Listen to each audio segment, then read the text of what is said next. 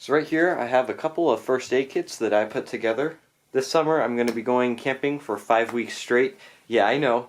5 weeks straight with the Forest Service, so I put these two kits together to keep me safe while I am out there camping. I also do get to work on an ambulance and go out on medical calls all the time with the fire department, and some of the things I've picked up from the paramedics and EMTs has contributed to what I've decided to put in these kits.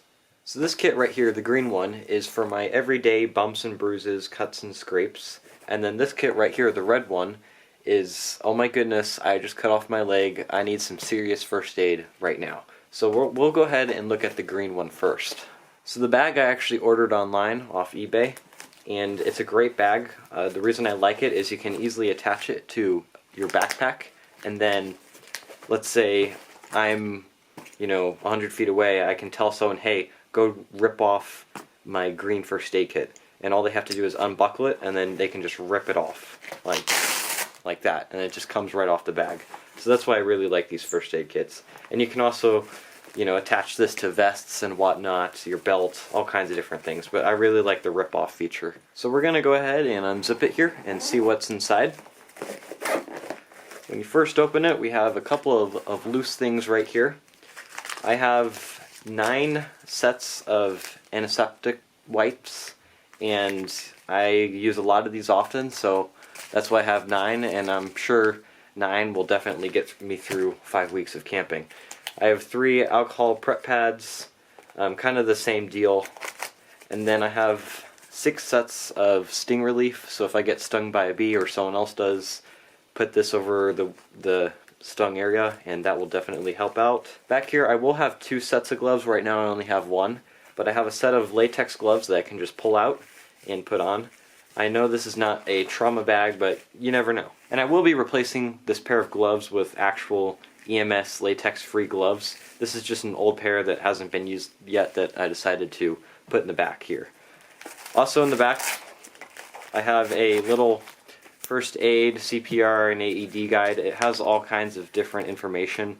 Like if I get stung by or bitten by a spider or something, it has that kind of information. I can see if it's poisonous or whatnot. So it's always great to have one of these, especially when you're going out for a long time and you don't have access to the internet. So moving down into this pouch right here, I have lots of Band-Aids. I literally have every different size and kind of Band-Aid. I'm probably going to be getting a lot of cuts and bruises, so these will be great to use. You can never really have enough Band-Aids, honestly. Coming down to this area, I have some hand sanitizer. I have some Vaseline. Vaseline works great on a lot of different uses. I have some chapstick right here. I have some tweezers, and I have some canker medicine. Coming in right here, I have 2 bottles of lotion, some hotel lotion. I have this right here is a first aid, antibiotic, plus pain relief.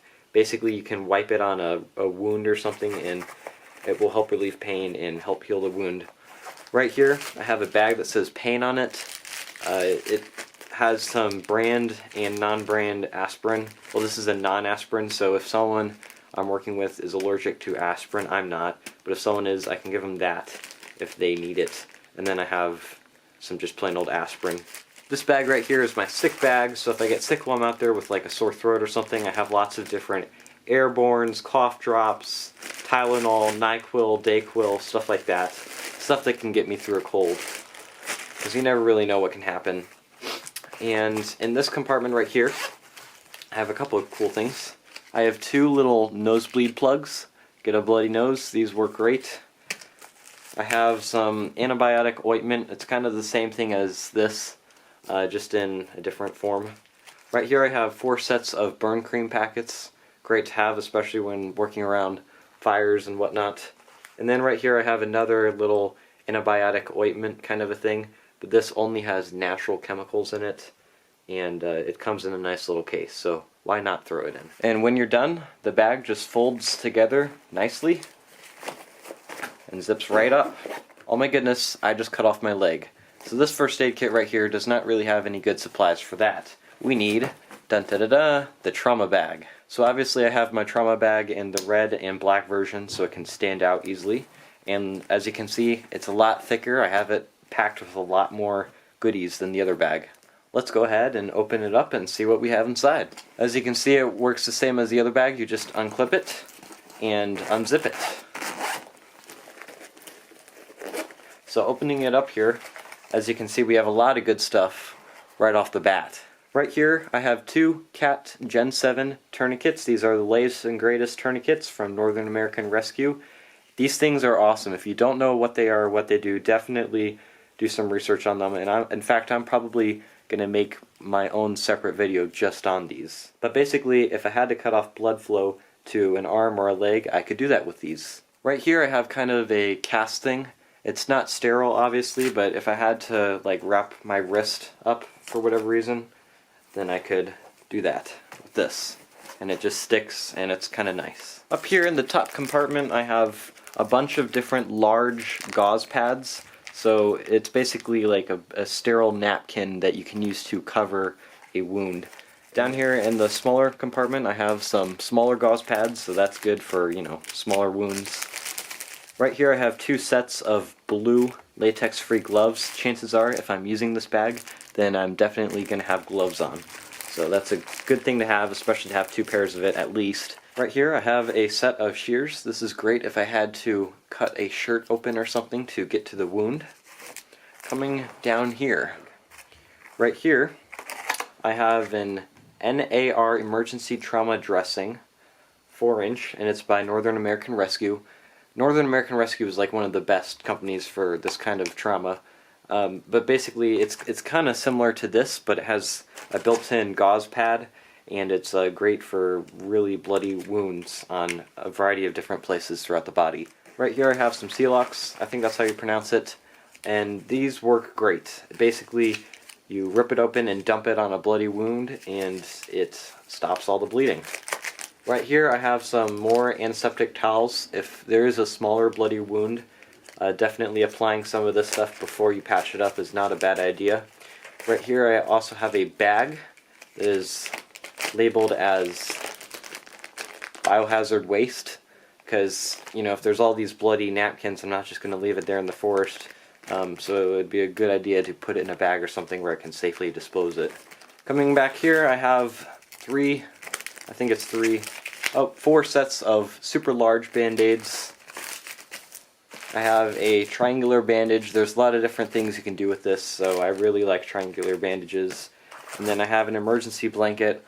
In medical, there's definitely a lot of different uses for this, and in survival, so I thought I'd have it in. And coming in right here, you cannot forget the tape, commonly forgotten, and well, I can't really wrap a wound that well without tape, so can't forget that. And then this I just threw in. It's obviously not sterile, but it's like a little wrap around thing so you can patch up a wound.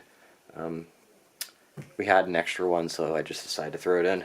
So even if you don't go out on long camping trips or work on an ambulance, I still definitely recommend that you have a first aid kit in your car and around the house.